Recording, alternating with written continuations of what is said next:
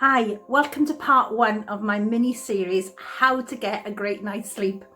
My name is Jacqueline Haley and I'm a clinical hypnotherapist, NLP coach and stress management instructor based in Swansea in the UK. Today's May the 20th. It's the start of World Mental Health Awareness Week, and I thought what better time than to start this mini series on how to help us get a great night's sleep, as it will tie in very lovely with the theme of the week. We all know that when we're not sleeping, it leads to poor health. It leads to us feeling irritated and agitated. It can mess around with our appetite, either making us want to overeat or making us not really want to eat at all. And it can cause mental health confusion and what I like to refer to as brain fog. We can't seem to make decisions as quick and our memory becomes very jaded.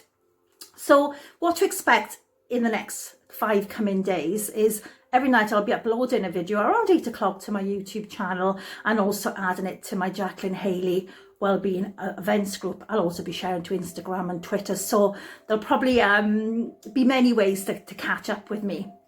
But tonight I wanted to focus on, first of all, is getting ourselves into a really great evening routine. So what that does for us, it will entrain our bodies and our minds to get used to going to bed at a certain time, get used to doing certain habits, which will then just become routine for us. So eventually over the next coming weeks, by doing these regularly, there's no reason why you shouldn't be enjoying a great night's sleep every single time your head hits the pillow.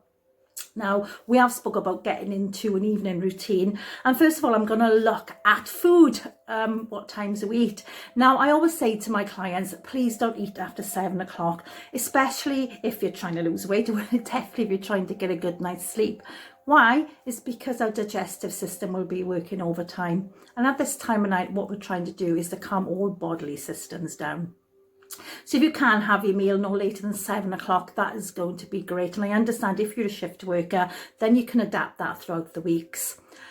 Also, when it comes to our food choices later on in the evening, I always recommend to always stay away from heavy processed carbohydrate foods.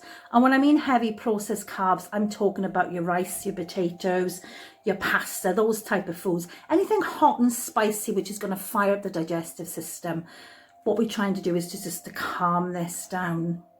Now, a lot of people tell me that they like to watch the soaps between 7 and 8:30. And if that's what you really enjoy doing to unwind at the end of the day, well, you should continue to do that. Do what you enjoy.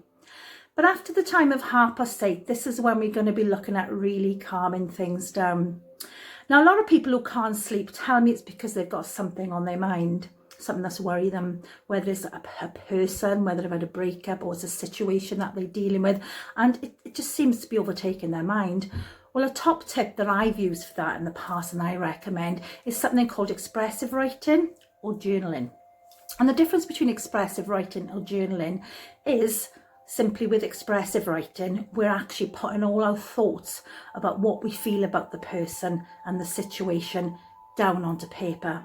This person will never ever get to see it. The situation will never ever get to see it. So you can be as honest, open and blunt as you want, because this is just between you and your diary. Okay, so just be as honest as you can. And when you have got that all out of your system, there's a few things you can do then. You can either hold on to it, put it away, or you might want to rip the pages up and just burn them. Some of my clients like to sit, there's a little ritual and just to burn them. So we can really start to let that go, do you know? With journaling, some people tell me that in the night their minds seem to be very active, very busy, and wherever they do, they just can't seem to calm down. Our thoughts can just flitter from one to another. One minute we're thinking about work, the next thing we're thinking about our children, our parents, our grandchildren, our partners, and the next thing we know, that's led on to something completely different again. And if you can identify to that, just journal, write the thought. Whatever thought comes to your mind, just keep writing it down. Because when we're focusing on it and when we're wondering about it, it tends to quiet and calm another part of our mind down. And it teaches us to really just soothe things down, slow things down, and again, just to let it go. And that's one of my favourite techniques, particularly expressive writing. Now, if you enjoy hot baths, around 9 o'clock, you might want to decide to have a hot bath, or maybe a warm shower if you don't have one. They're my favourite things to do. I absolutely love a hot bath. I call them my diva baths because it's my time when I put my oils in, I put my magnesium salts in, and I just spend some time relaxing.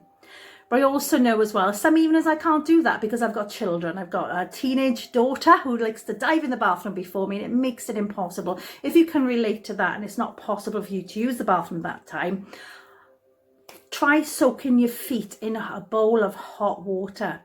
Now, I just mentioned magnesium salts. Now, magnesium has a really calming and soothing effect on the mind and the body. So if you can't soak in the bathroom, you may want to put a handful of sprinkle in your bowl, in your hot bowl of water. Now, a brand that I use, and I've used it for the last few years, why? Because I believe it's the best, is Dr. Organic's Dead Sea Mineral Salts. And they're a mixture of minerals, and I find them really, really relaxing. So that's one thing that you might wish to do. Secondly, you might want to give yourself a mini massage, a mini facial massage. And when I talk about a mini facial massage, I use this oil, okay? I'm not selling any of these products, by the way, I'm just recommending them. I just put a little bit on my hand and I just kind of go around my eyes and just draw down. It's very relaxing, and it really does help to slow those beta waves down, and it puts us into a lovely state of what we call alpha, which gets us ready for what I call that slow wave sleep. That slow wave sleep where we drift off into a lovely night's sleep. And meditation. Meditation has so many different benefits for us. And with our meditation, we might want to do some breathing as well. Now, the breathing I'm going to be teaching you this evening is based on Yogi Prana breathing, and we call it the 4-7-8. Okay, 4-7-8. And we're going to do 3 rounds of that now, just so you can practice really, ready for your bedtime routine. What we're going to do with our breathing, we breathe in for 4, we hold for 7, and then we breathe out for 8. And you might want to try that with me.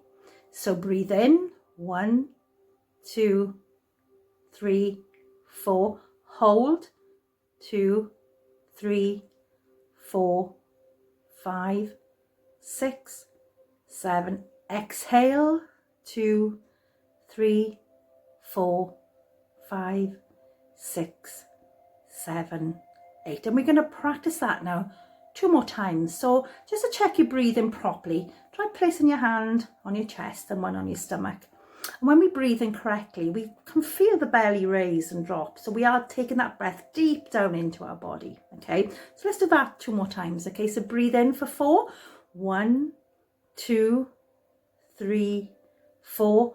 Hold that breath. 2, 3, 4, 5, 6, 7. Exhale.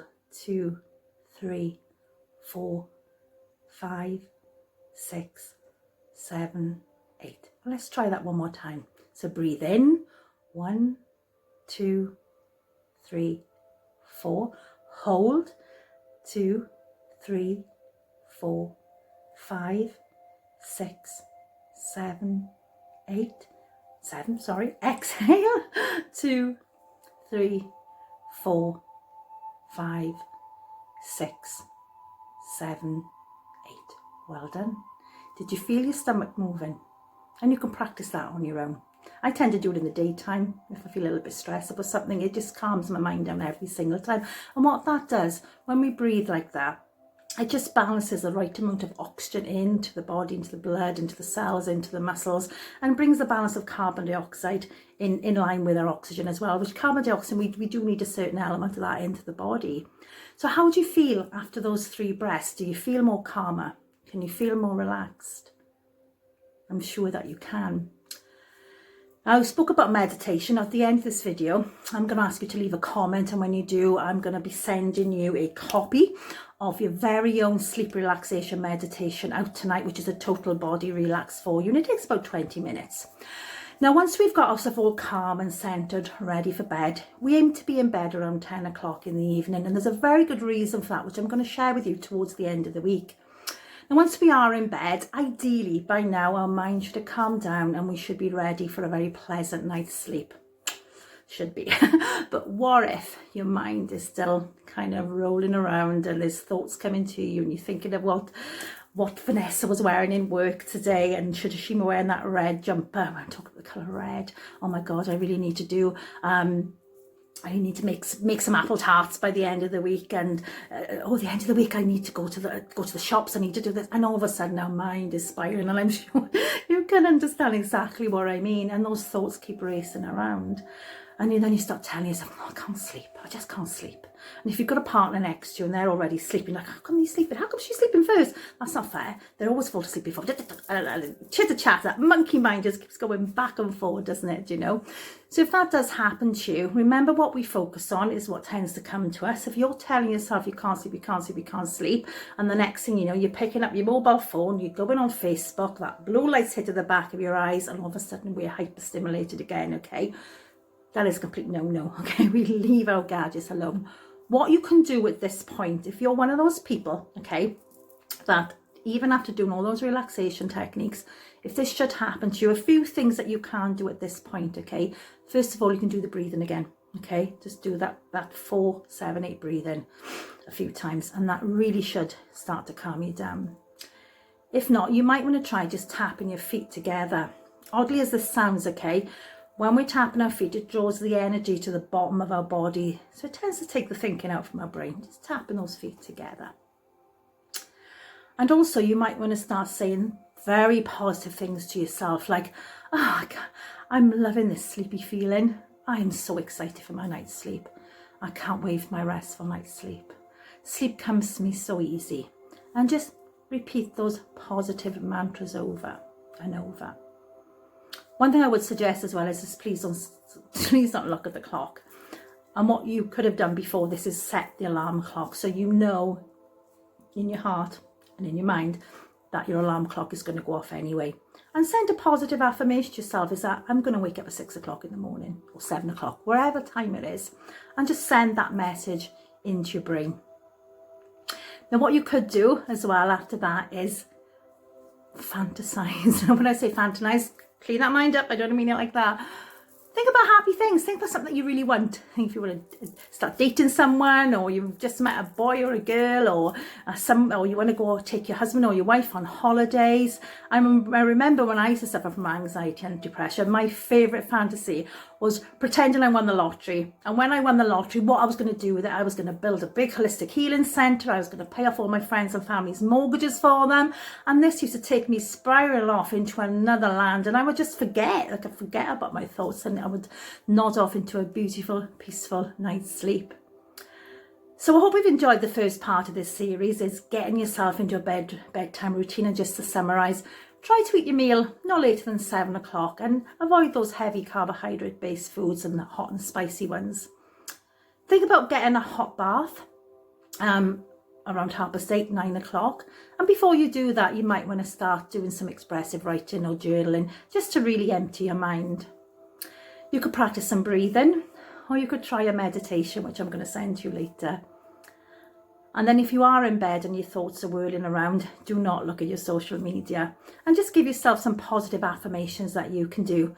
Try tapping your feet or repeat the breathing, and just ensure that you have set your alarm clock, so you know at the back of your mind that you're going to wake up in the morning, no problems at all. I hope you've enjoyed part 1. I'm looking forward to joining me tomorrow, where I'm going to talk about keeping the sleep environment very clean and very clear. So thank you so much. If you've enjoyed this video, please share away. I'm Jacqueline Haley, clinical hypnotherapist, NLP coach and stress management instructor based in Swansea in the UK. Thanks for watching, and please share. Good night all.